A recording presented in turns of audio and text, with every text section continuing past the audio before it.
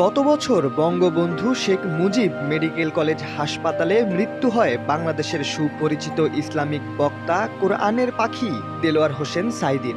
এরপর থেকেই এই আলেমের মৃত্যু নিয়ে বিভিন্ন আলোচনা সমালোচনা শুরু হতে থাকে। লা ইলাহা ইল্লাল্লাহ। তৎকালীন ক্ষমতাসীন আওয়ামী লীগকে দেলোয়ার হোসেন সাঈদীর মৃত্যুর জন্য দায়ী করে থাকেন অনেকেই। এবার এই আলেমের মৃত্যু নিয়ে আরো খোলাখুলি জবাব দিলেন সাঈদীর পুত্র মাসুদ সাঈদী। আব্বাকে তারা নিয়ে এক নম্বরে তার বিচার প্রক্রিয়া শুরু করেছিল। ভারতীয় আগ্রাসনের বিরুদ্ধে ভূমিকা রাখায় শেখ হাসিনা পরিকল্পিতভাবে দেলোয়ার হোসেন সাঈদীকে হত্যা করেছেন বলে মন্তব্য করেছেন তিনি। শনিবার 14 ডিসেম্বর জাতীয় প্রেস ক্লাবের আব্দুস সালাম হলে তিনি এ মন্তব্য করেন।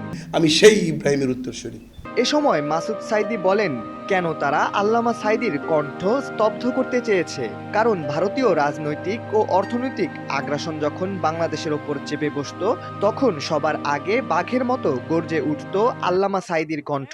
সর্বপ্রথম তুমি ফেরাউনের কাছে যাও এবং এই কালেমার দাওয়াত দাও।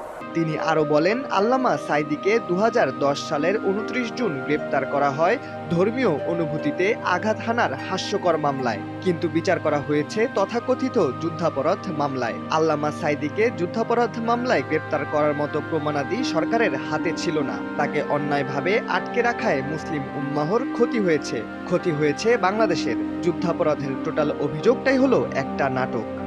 এই লোকগুলি যদি ভালো হয়, গোটা দেশ ভালো হয়। শাহরিয়ার আহমেদ, দৈনিক ডেস্টিনি।